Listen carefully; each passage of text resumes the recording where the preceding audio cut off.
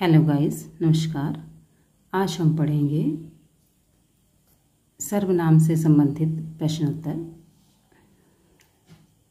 पिछली वीडियो में मैंने आपको सर्वनाम की परिभाषा और उसके भेद समझाए थे, तो आज हम उसी से संबंधित प्रश्न उत्तर जो हैं उनको समझते हैं।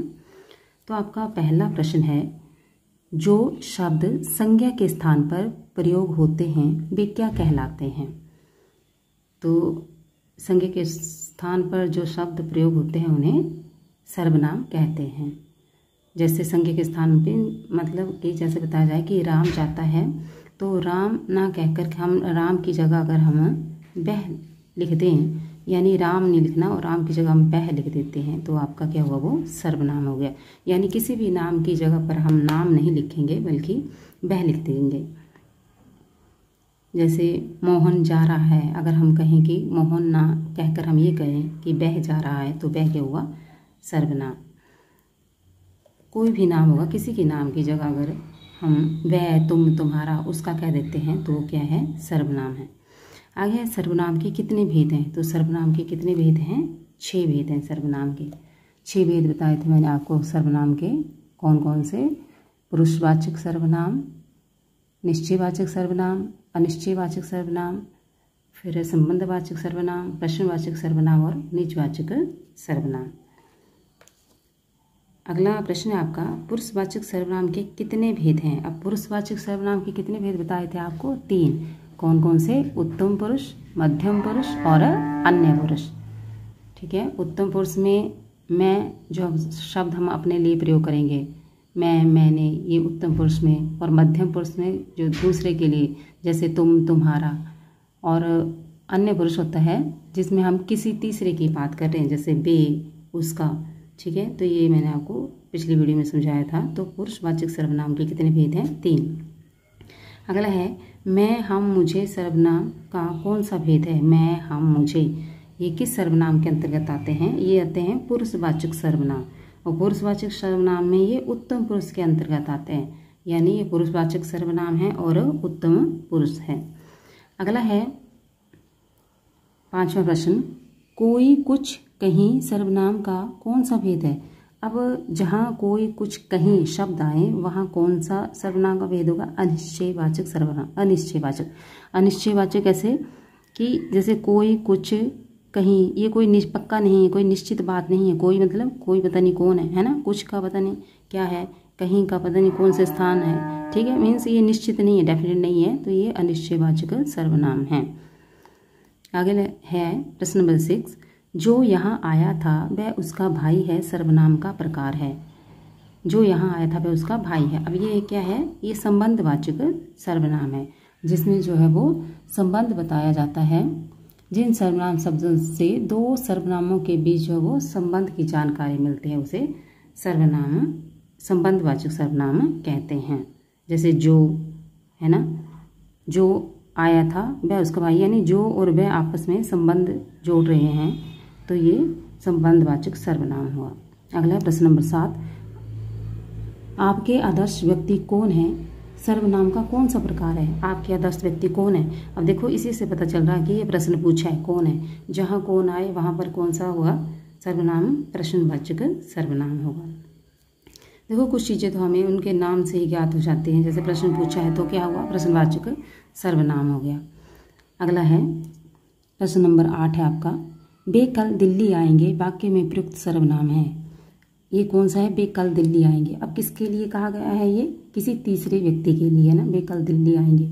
तो तीसरा जो है वो कौन, किस सर्वनाम के अंतर्गत आता है? अन्य पुरुष में। तो अन्य पुरुष किसका भेद है? पुरुषवाचक सर्वनाम का। तो ये क्या है? ये पुरुषवाचक सर्वनाम है और अन्य पुरुष है, या यूँ भी बोल सकते हो आप, अन्य पुरुषवाचक सर्वनाम है ये। वे कल दिल्ली आएंगे। ठीक है। तो ये पुरुषवाचक सर्वनाम है या अन्य पुरुषवाचक सर्वनाम है, यानी पुरुषवाचक सर्वनाम के अंतर्गत ये अन्य पुरुषवाचक सर्वनाम है। क्योंकि पुरुषवाचक सर्वनाम के अंतर्गत जो है हमारे 3 भेद आते हैं, उत्तम पुरुष, मध्यम पुरुष और अन्य पुरुष। तो ये वाला जो आ रहा है ना, वे कल दिल्ली आएंगे, तो वे किसके लिए हुए? अन्य पुरुषवाचक के लिए। ठीक है। तो ये अन्य पुरुषवाचक सर्वनाम हुआ। अगला प्रश्न है, प्रश्न नंबर 9 है, मुझसे सर्वनाम का बहुवचन रूप क्या होगा? मुझसे यानी मुझसे सर्वनाम का अगर बहुवचन रूप करना है तो क्या आएगा इसका बहुवचन मुझसे का हमसे, क्या होगा हमसे। अगला है प्रश्न पूछने वाले के लिए किस सर्वनाम का प्रयोग होता है। जो प्रश्न पूछता है उसके लिए किस सर्वनाम का प्रयोग होगा, प्रश्नवाचक सर्वनाम। जब प्रश्न पूछेंगे तो प्रश्नवाचक सर्वनाम ही होगा। अगला है प्रश्न नंबर 11, जैसा बोओगे वैसा काटोगे वाक्य में प्रयुक्त सर्वनाम का भेद है। अब जैसा बोओगे वैसा काटोगे यानी जैसा करोगे वैसा भरोगे, या जैसे और वैसा का संबंध है, आपस में संबंध है ना कि अगर जैसा बोओगे वैसा ही आप काटोगे, तो ये आपस में क्या है, दोनों संबंधित है, तो इनका संबंधवाचक सर्वनाम हुआ। अगला प्रश्न नंबर 12, हमें अपना काम खुद करना चाहिए। हमें अपना काम खुद करना चाहिए वाक्य में निजवाचक सर्वनाम चुनो। अब निजवाचक सर्वनाम में क्या आते हैं, खुद, अपने आप, स्वयं, ये शब्द आते हैं। ठीक है, तो इसमें खुद आएगा आपका निजवाचक सर्वनाम क्या हुआ, खुद। ठीक है, तो अगला 13 प्रश्न है हमारा। 13 प्रश्न है, जो करेगा सो भरेगा वाक्य में कौन सा सर्वनाम है। अब जो करेगा सो भरेगा, तो जो और सो के बीच में संबंध है कि जो करेगा वही भरेगा, सो भरेगा, तो इन दोनों के बीच में संबंध है, तो यहाँ आएगा संबंधवाचक सर्वनाम, क्योंकि मतलब जो काम करेगा फल भी उसी को मिलेगा। ठीक है, तो ये आपस में मतलब संबंधित है, जो और सो। ठीक है, तो आपका संबंधवाचक सर्वनाम हुआ। अगला है तुम, आप, तुम्हारा। तुम, आप, तुम्हारा कौन से पुरुषवाचक सर्वनाम है। अब तुम, आप, तुम्हारा क्या है, हम किसी दूसरे को बोल रहे हैं, दूसरे व्यक्ति को, तो वो किस में आएंगे, मध्यम पुरुष के अंतर्गत, वो मध्यम पुरुष होगा। अगला है प्रश्न नंबर 15, तुम्हें उसने क्या कहा। तुम्हें उसने क्या कहा वाक्य किस प्रकार का सर्वनाम है। अब देखो ये प्रश्न दिख रहा है आपको, है ना, प्रश्न चिन्ह लगा हुआ आगे, और ये क्या कहा मीन्स प्रश्न पूछा है, तो क्या होगा, ये प्रश्नवाचक सर्वनाम होगा। अगला है आपका वाक्य में सुनने वाला कहलाता है। अब वाक्य में सुनने वाला क्या कहलाता है, जो सुन रहा है उसे क्या कहते हैं हम, मध्यम पुरुष। कैसे, क्योंकि पुरुषवाचक सर्वनाम के आपने कहा 3 भेद हैं, उत्तम पुरुष, मध्यम पुरुष और अन्य पुरुष। तो जो कह रहा है उसे हम उत्तम पुरुष कहेंगे, और जो सुन रहा है उसे हम मध्यम पुरुष कहेंगे।